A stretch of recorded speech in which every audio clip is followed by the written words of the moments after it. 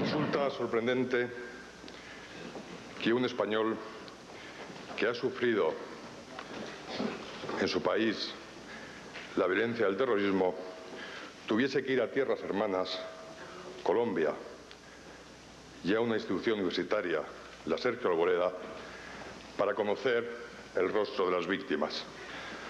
La maravillosa propuesta de esa universidad en realizar un libro de prácticas universitarias donde se entrevistaba a una serie de soldados que habían sufrido largos secuestros y titulado dicho libro Regreso del infierno, mostraba más que nunca el dolor de la víctima y seguramente lo ignorado que está.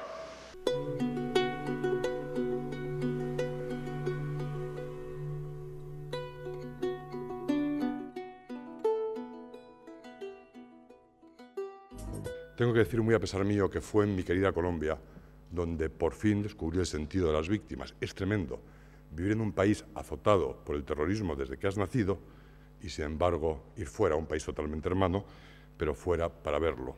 Y fue gracias a Diana Sofía, que está hoy entre nosotros, que ha sido capaz de ver el terrorismo desde las víctimas. Una mujer profundamente luchadora y que se dio cuenta que el problema del terrorismo no es la causología, toda mentira, que no se engañen, sino la víctima, que nunca se tiene en cuenta.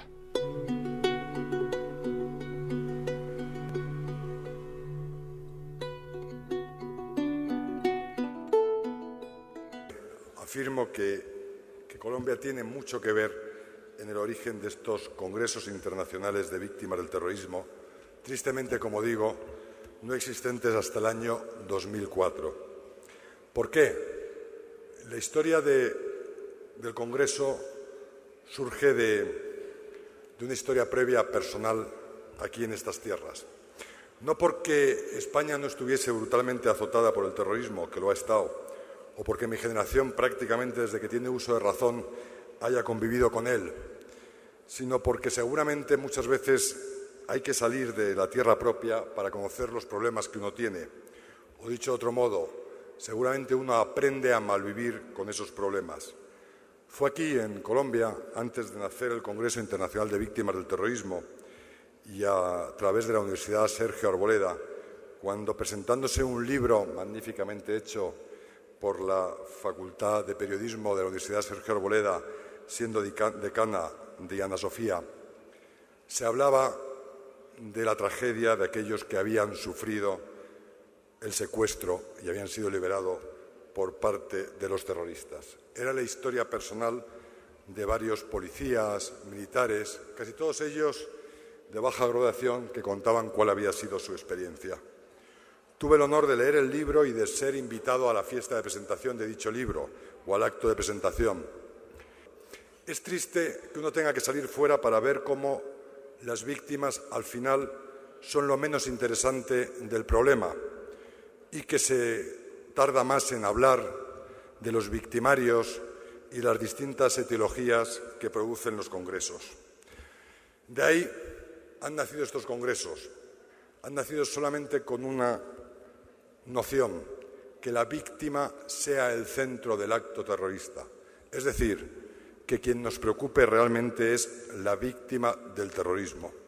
Y por eso surgió el primer Congreso Internacional, al que nunca estaremos debidamente agradecidos a quien entonces fue el presidente del Gobierno de mi nación, don José María Aznar, hoy miembro del Comité de Honor de este Congreso, víctima directa del terrorismo, al secretario de Estado a la sazón, Javier Zarzalejos, y a personas tan importantes en todo este desarrollo del Congreso y que hoy nos acompañan, como es el caso de Cayetano González.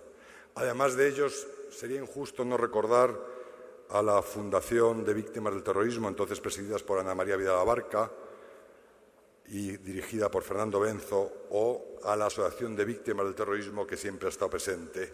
Y en todo ese paso, siempre unidos aquí, a Colombia, a la Universidad Sergio Arboleda y al empeño personal de Diana Sofía en seguir luchando y dándoles voces a ustedes. A partir de ahí el proceso ya lo conocen. Vino el Congreso de Madrid en el 2004, Bogotá en el 2005, Valencia en el 2006, Madrid en el 2008 y hoy la ciudad de Medellín, que acoge este Congreso.